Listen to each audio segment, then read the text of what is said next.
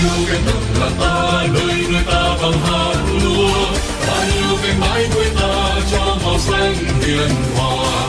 Ta yêu dân làng người ta đang xây dựng nông thôn mới. Đạo đức dân tình tình yêu xôn xao một bài ca. Bài ca xây dựng nông thôn mới. Bài ca xây dựng làng quê ta. Làm giàu cho quê hương, làm giàu cho đất nước, cùng làm cho người nông dân yêu thiết tha quê hương mình. Quê hương muôn đời là đây cha ông ta gìn giữ. Quê hương mãi mãi trong tim đang cùng ta suốt cuộc đời. Ta đang xây dựng quê hương trên con đường đi tới ngày mai. Phía trước tương lai chờ ta với cuộc đời đẹp tươi. Bài ca xây dựng nông thôn mới. Bài ca xây dựng làng quê ta.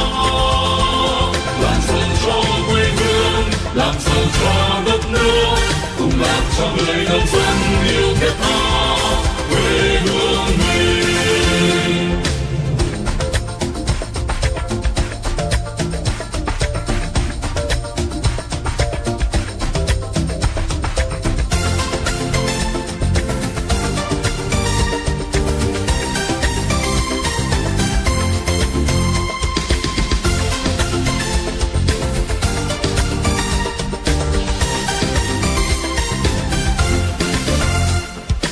Yêu cánh đồng làng ta, nơi người ta bằng hạt lúa.